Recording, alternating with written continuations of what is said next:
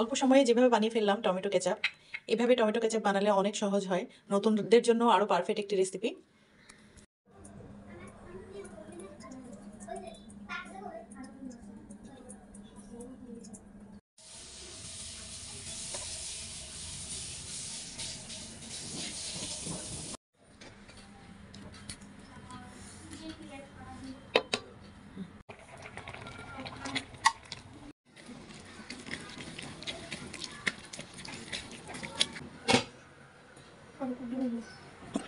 আসসালামু আলাইকুম প্রিয় ভিউয়ার্স, আমি এখানে টমেটো পিউরি করাই রেখেছিলাম।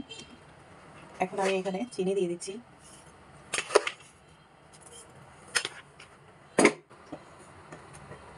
আর এখানে দিয়ে দিচ্ছি গুঁড়ামরিচ, আপনারা আপনাদের স্বাদ মতো দিতে পারবেন।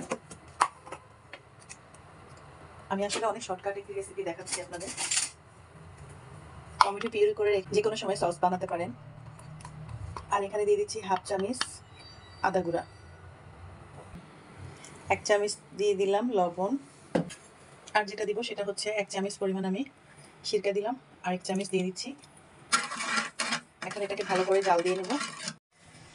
তো অনেকটা বলক এসে গেছে, এখন এটাকে আমি ভালো করে নেড়ে দিব। অনেকটা ঘন হয়ে আসছে। এটা ভালোভাবে বলক আসার পর অনেকটা পানি টেনে নিয়েছে, এটা অনেকটা ঘন হয়ে এসেছে। তো এখন আমি এখানে 2 চামচ কর্নফ্লাওয়ার গুলে দিয়ে দিচ্ছি।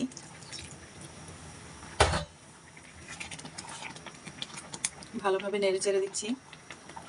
আমি টমেটো পিউরি করে রেখে দিই, এটা দিয়ে যে কোনো সময় সস বানানো যায়। তা আমি এভাবে করে রেডি সসটা বানিয়ে নিই। সসটা কমপ্লিট হয়ে গিয়েছে, এখন আমি এটাকে ঠান্ডা করতে রেখে দিয়েছি। দেখুন কতটা ঘন হয়ে এসেছে। আমি টমেটো পিউরি করে রেখে দিয়েছিলাম, সেটা বের করে এখন টমেটো কেচাপটা বানিয়ে ফেললাম। দেখুন এর ঘনত্বটা কত সুন্দর হয়েছে। অনেক সহজভাবে বানাতে পারেন বাসায় এভাবে। চেষ্টা করবেন বাসায় সব কিছু বানানো।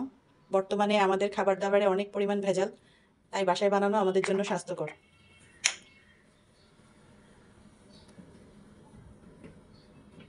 নতুনদের জন্য অনেক সহজভাবে দেখিয়ে দিয়েছি।